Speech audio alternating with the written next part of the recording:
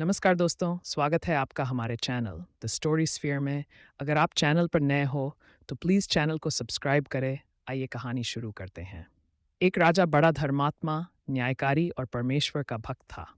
उसने ठाकुर जी का मंदिर बनवाया और एक ब्राह्मण को उसका पुजारी नियुक्त किया। वह ब्राह्मण बड़ा सदाचारी, धर्मात्मा और संतोषी था। वह राजा से कभी कोई याचना नहीं करता था। राजा भी उसके स्वभाव पर बहुत प्रसन्न था। उसे राजा के मंदिर में पूजा करते हुए 20 वर्ष गुजर गए। उसने कभी भी राजा से किसी प्रकार का कोई प्रश्न नहीं किया। राजा के यहाँ एक लड़का पैदा हुआ। राजा ने उसे पढ़ा लिखा कर विद्वान बनाया और बड़ा होने पर उसकी शादी एक सुंदर राजकन्या के साथ करा दी। शादी करके जिस दिन राजकन्या को अपने राजमहल में लाए, उस रात्रि में राजकुमारी को नींद न आई। वह इधर घूमने लगी। जब अपने पति के पलंग के पास आई तो क्या देखती है कि हीरे जवाहरात तजरित मूठे वाली एक तलवार पड़ी। जब उस राजकन्या ने देखने के लिए वह तलवार म्यान में से बाहर निकाली, तब तीक्ष्ण धार वाली और बिजली के समान प्रकाश वाली तलवार देखकर वह डर गई। वह डर के मारे उसके हाथ से तलवार गिर पड़ी और राजकुमार की गर्दन पर जा लगी। राजकुमार का सिर कट गया और वह मर गया। राजकन्या पति के मरने का बहुत शोक करने लगी। उसने परमेश्वर से प्रार्थना की कि हे प्रभु, मुझसे अचानक ये पाप कैसे हो गया। पति की मृत्यु मेरे ही हाथों हो गई। आप तो जानते ही हैं, परंतु सभा में मैं सत्यानक होंगी, क्योंकि इससे मेरे माता पिता और सास ससुर को कलंक लगेगा था। इस बात पर कोई विश्वास भी न करेगा। प्रातःकाल में जब पुजारी को पर स्नान करने आया तो राजकन्या ने उसको देखकर विलाप किया और इस प्रकार कहने लगी, मेरे पति को कोई मार गया। लोग इकट्ठे हो गए और राजा साहब आकर पूछने लगे, किसने मारा है।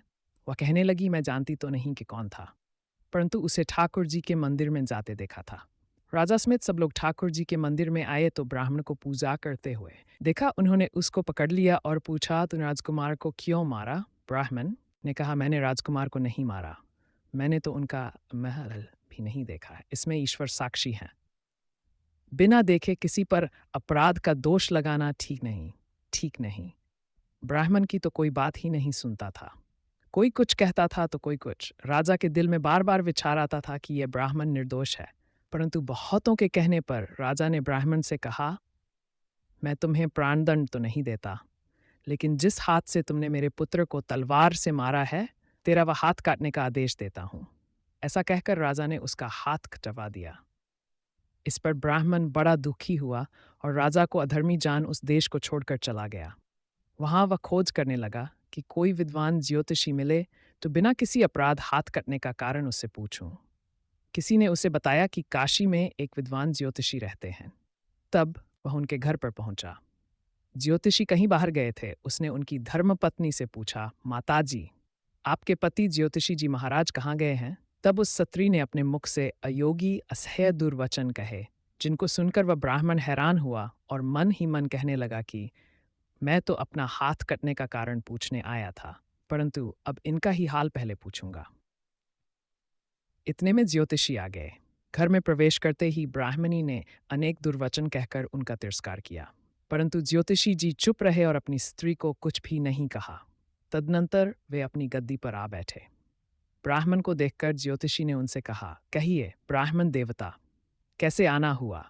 आया तो था अपने बारे में पूछने के लिए, परंतु पहले आप अपना हाल बताइए कि आपकी पत्नी अपनी जुबान से आपका इतना तिरस्कार क्यों करती है, जो किसी से भी नहीं सहा जाता और आप सहन कर लेते हैं। इसका कारण है, ये मेरी स्त्री नहीं, मेरा कर्म है।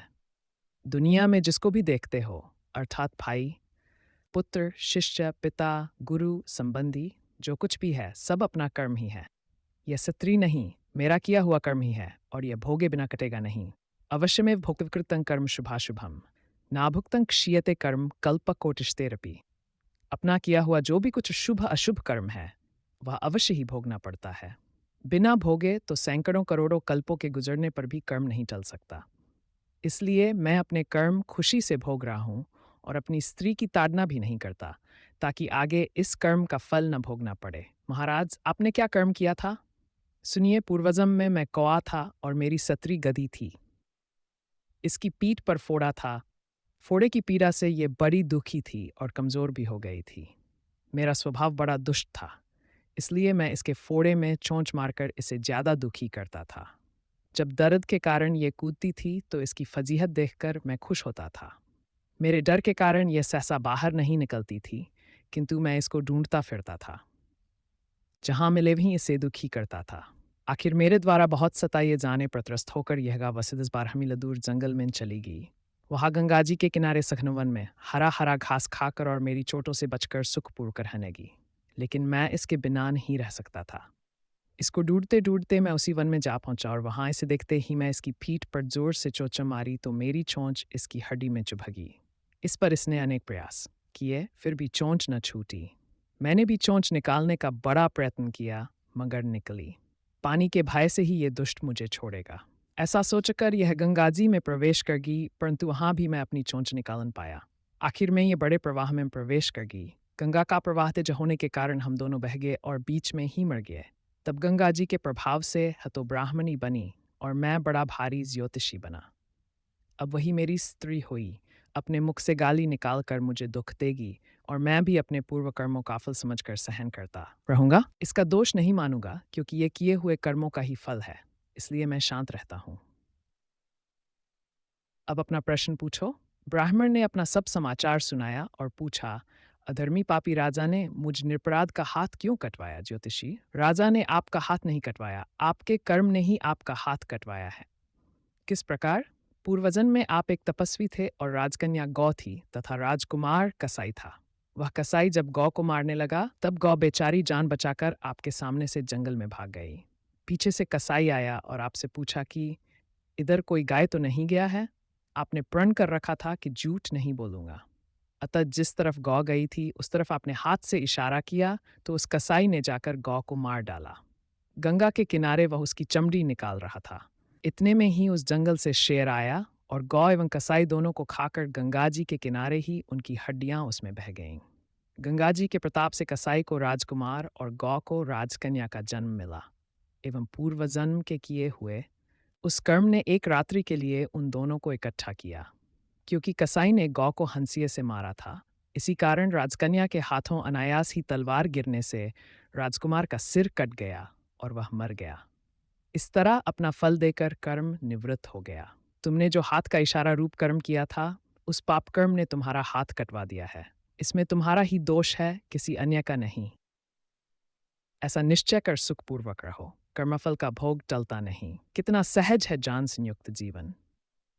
यदि हम इस कर्म सिद्धांत को मान लें और जान लें तो पूर्वकृत घोर से घोर कर्म का फल भोगते हुए भी हम दुखी नहीं होंगे, बल्कि अपने चित्त की समता बनाए रखने में सफल होंगे।